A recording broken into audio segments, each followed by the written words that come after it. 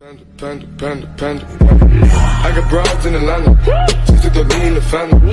Credit cards in the scammers. Getting the licks in the band. Legacies. Hello guys, welcome to lecture number 1 of chapter 2 of class 6 geography, that is let us use the graticule. Chapter में start करने से पहले हम जान लेते हैं कि graticule क्या होता है। तो इसके बारे में हमने लेक्चर जो चैप्टर था हमारा फर्स्ट नंबर का, the earth and the graticule, उसमें बहुत अच्छे से पढ़ा था कि ग्रेटिक्यूल क्या होता है। आप लोगों को याद होगा। अगर आपने फर्स्ट चैप्टर के वीडियोस नहीं देखे हैं तो वो भी देख लीजिए, ताकि आपको ये चैप्टर जो है वो बहुत ही अच्छे से समझ आए। तो जानते हैं कि ग्रेटिक्यूल क्या होता है गाइस। ग्रेटिक्यूल का मतलब होता है कि हमारा जो अर्थ होता है या हमारा जो ग्लोब होता है, ग्लोब की इमेज यहाँ पे दी हुई है, ठीक है गाइस। तो किसी भी प्लेस की जो कि अर्थ पे है, अर्थ पे किसी भी प्लेस की लोकेशन को बताने के लिए कुछ लाइंस का यूज़ किया जाता है, और जो लाइंस है वो वर्टिकल भी होती है और इस तरह से हॉरिजॉन्टल भी हो सकती हैं। तो ये जो सारी लाइंस है उन्हें मिला के कहा जाता है ग्रेटिक्यूल, ठीक है गाइस। अब हम स्टार्ट करते हैं हमारा जो चैप्टर है उसको। सबसे पहले आपको इमेजेस में यहाँ पे ग्लोब की इमेज दी हुई है, ठीक है गाइस। ग्लोब आपको दिख रहा है। ये जो ग्लोब है ये होता है अर्थ का ही स्मॉल सा स्ट्रक्चर, ठीक है। What are the horizontal lines on the globe called. तो इसका आंसर आप लोगों को आना चाहिए कि हमारा जो ग्लोब है उस पर जितनी भी हॉरिजॉन्टल लाइंस है उसे क्या कहा जाता है। तो आंसर कीजिए। इन्हें कहा जाता है पैरेलल्स ऑफ लैटिट्यूड, ठीक है। इन्हें कहा जाता है पैरेलल्स ऑफ लैटिट्यूड। ये हमने कहाँ पे पढ़ा था? ये हमने पढ़ा था फर्स्ट चैप्टर में हमारे, ठीक है, पैरेलल्स ऑफ लैटिट्यूड। और एक बात, जो अर्थ पे जितने भी पैरेलल्स होते हैं उनमें जो बीच वाला पैरेलल होता है उसे क्या कहते हैं? हम उसे कहते हैं इक्वेटर, ठीक है गाइस। और द ग्रेट सर्कल भी उसे कहा जाता है। नेक्स्ट है list the continents and oceans through which the equator passes. तो यहाँ पे आपको बताना है कि हमारा जो इक्वेटर है यानी बीच वाला और सबसे बड़ा जो पैरेलल है वो कहाँ कहाँ से, कौन से कॉन्टिनेंट्स और कौन से ओशंस में से पास हो रहा है।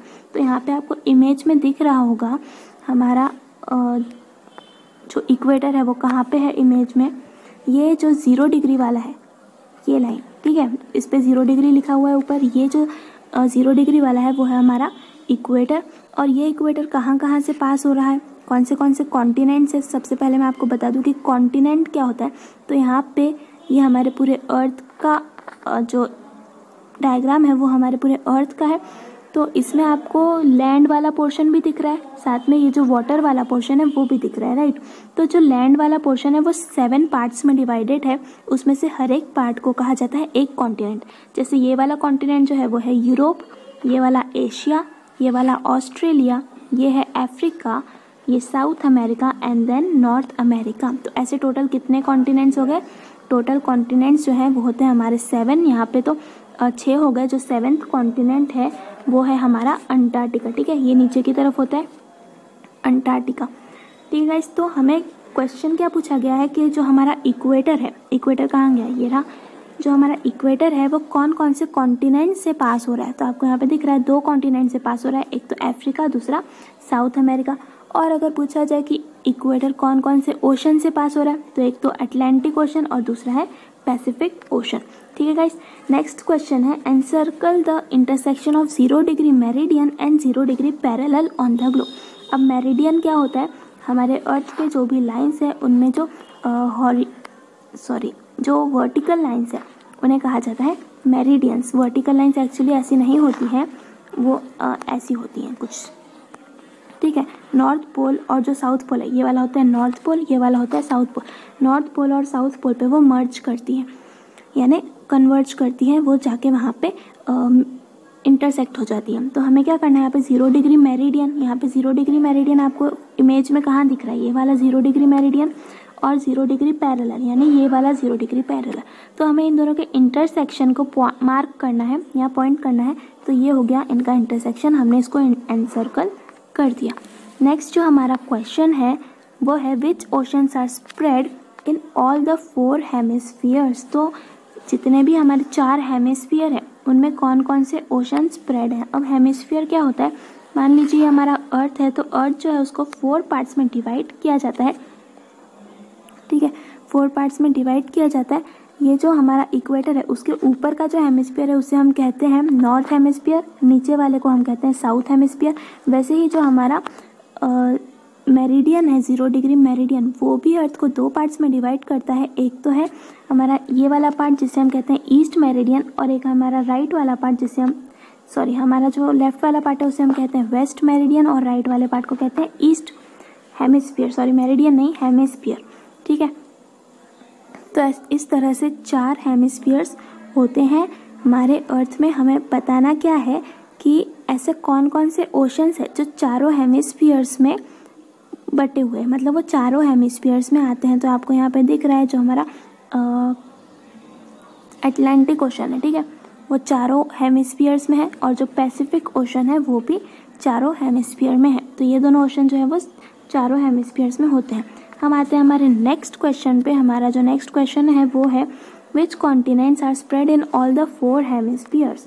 तो आपको बताना है कि चारों हेमिस्फीयर्स में कौन सा कॉन्टिनेंट है, मतलब ऐसा कौन सा कॉन्टिनेंट है जो नॉर्थ हेमिस्फीयर में भी है, साउथ हेमिस्फीयर में भी है, ईस्ट हेमिस्फीयर में भी है और वेस्ट हेमिस्फीयर में भी है, चारों तरफ फैला।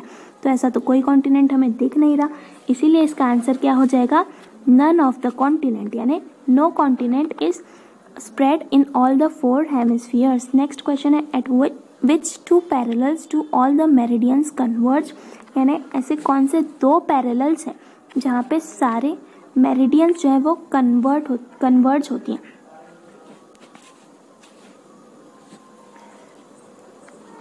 तो ऐसे जो मेरिडियंस हैं, मैं आपको एक डायग्राम से समझाने की कोशिश करती हूँ कि एक्चुअली यहाँ पे क्वेश्चन में पूछा क्या गया है।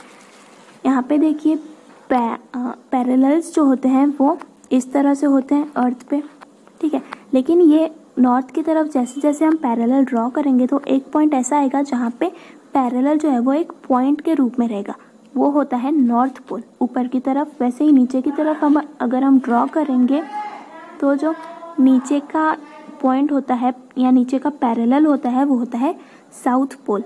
ठीक है गाइस, तो ऊपर होता है नॉर्थ पोल, नीचे होता है साउथ पोल। हमें यहाँ पे पूछा गया है कि जितनी भी मेरिडियंस होती हैं, ये होता है 0 डिग्री मेरिडियन, और इस तरह से वेस्ट में और ईस्ट में भी मेरिडियंस बनाई जा सकती हैं।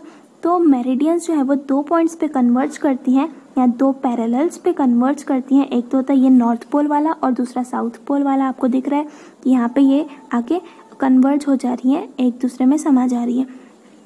तो जो ये नॉर्थ वाला हमारा पैरेलल है उसे हम कहते हैं 90 डिग्री नॉर्थ, और जो साउथ वाला है उसे हम कहते हैं 90 डिग्री साउथ। ठीक है गाइस, आई होप आप लोगों को क्वेश्चंस क्लियर होंगे। देन नेक्स्ट हम पढ़ते हैं when we talk about various places, regions, rivers, roads etcetera, we are actually talking with reference to the earth.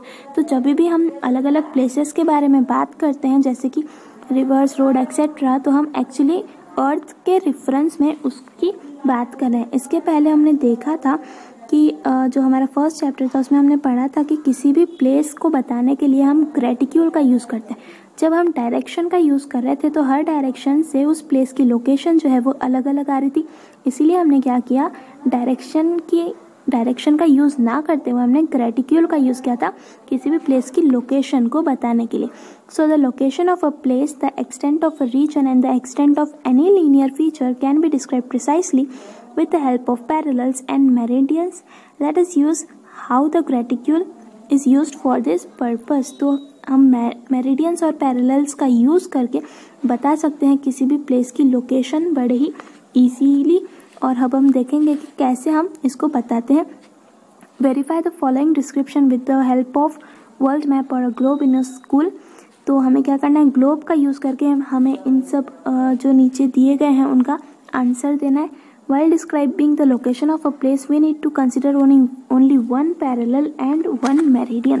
तो यहाँ पे क्या बताया गया है कि जब भी हम किसी प्लेस की लोकेशन बताते हैं तो हमें सिर्फ एक ही मेरिडियन और एक ही पैरेलल का यूज़ करना है। ये कैसे, तो मान लीजिए हमें कोई प्लेस है अर्थ पे, ये वाली प्लेस, हमें इसका लोकेशन बताना है, तो हम क्या करेंगे, हम यहाँ पे एक ड्रॉ करेंगे एक पैरेलल। ठीक है, एक पैरेलल हमने यहाँ पे ड्रॉ की, वैसे ही हम यहाँ पे जो एंगल है वो कुछ एंगल होगा।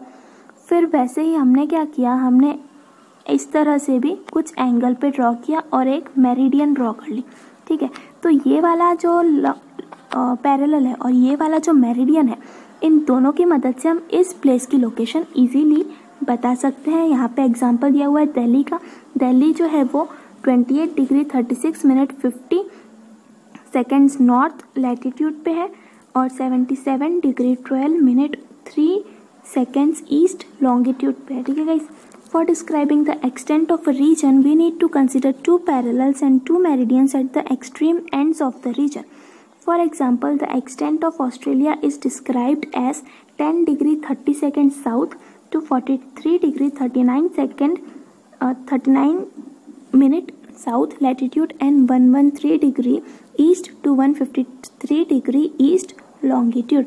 तो यहाँ पे हमें क्या बताया गया है कि अगर किसी रीजन का हमें एक्सटेंट बताना है, ठीक है, मान लीजिए ये अर्थ है और इसमें एक छोटा सा रीजन है, ये जो रीजन है ये है ऑस्ट्रेलिया, मान लेते हैं अभी के लिए कि ये ऑस्ट्रेलिया है, तो हमें इसका एक्सटेंट बताना है। एक्सटेंट यानी ये कितनी एरिया में फैला हुआ है। तो हम क्या करेंगे, हम 2 मेरिडियंस का और 2 पैरेलल्स का यूज़ करेंगे। पैरेलल्स हमें 2 कैसे यूज़ करेंगे, तो एक तो ये पैरेलल और दूसरा ये पैरेलल, ठीक है, इन दोनों के बीच में तो हम बता देंगे कि इन 2 पैरेलल्स के बीच में, और मेरिडियन जो है एक तो ये मेरिडियन दूसरा ये मेरिडियन, हम बता देंगे कि इन दोनों मेरिडियंस के बीच में। तो किसी भी प्लेस का लोकेशन बताने के लिए या उसका एक्सटेंट बताने के लिए स्पेशली हम क्या करते हैं, हम यूज़ करते हैं 2 पैरेलल्स का और 2 मेरिडियंस का। वैसे ही सेम केस जो है वो रिवर्स के लिए भी है। अगर हमें किसी रिवर का बताना है या फिर किसी रोड का बताना है एक्सटेंट, तो हम क्या करेंगे, हम लैटिट्यूड और लॉन्गिट्यूड का यूज़ करेंगे उनके टर्मिनल पॉइंट्स, यानी उनके एंडिंग पॉइंट्स के जो लैटिट्यूड और लॉन्गिट्यूड है उनका हम यूज़ करेंगे। यहाँ पे आपको एग्जांपल दिया हुआ है, जो रिवर है एक नाइल रिवर है, ठीक है, नाइल जो है वो लॉन्गेस्ट रिवर भी मानी जाती है और ये अफ्रीका से शुरू होती है, अफ्रीका में लेक विक्टोरिया से शुरू होती है और फिर फ्लो करती है ये नॉर्थ की तरफ ये जाती है और फाइनली अलेक्जेंड्रा एक सिटी का नाम है, उस सिटी में एक सी है मेडिटेरेनियन सी, वहाँ पे जाके ये एंड हो जाती है। ठीक है, तो नाइल जो रिवर है ये लॉन्गेस्ट रिवर है, अफ्रीका से शुरू होती है और इजिप्ट में जाके ये एंड हो जाती है और इसकी लोकेशन आपको बताई गई है जो कि है 0 degree 45 minute 21 second south latitude and 33 degree 26 minute 18 second east longitude. वैसे ही एक लोकेशन है अलेक्जेंड्रिया, एक सिटी है अलेक्जेंड्रिया इजिप्ट की, उसकी भी आपको लोकेशन यहाँ पे बताई गई है और वो लोकेशन जो है वो है 31 degree 12 minute north latitude and 29 degree 55 minute 7 second east longitude. ठीक है, तो ये जो लैटिट्यूड्स और लॉन्गिट्यूड्स हैं इनका हम यूज़ करते हैं किसी भी प्लेस की, किसी रोड की, किसी रिवर की लोकेशन बताने के लिए। ठीक है गाइस, यहाँ पे आपको नाइल रिवर का एग्जाम्पल दिया गया था, साथ में अलेक्जेंड्रिया सिटी का भी एग्जाम्पल दिया गया था। The extent is from 0 degree 45 minute south latitude and 33 degree 26 minute east longitude to 31 degree 12 minute north latitude and 29 degree 55 minute east longitude up to the mouth. तो यहाँ पे आपको 2 लॉन्गिट्यूड और 2 लैटिट्यूड दिए गए हैं, जैसे कि मैंने आपको बताया, ताकि हम किसी भी प्लेस का परफेक्ट लोकेशन बता सकें। ठीक है गाइस, इसका मुस्का मिके इसका मुस्का इसका मुस्का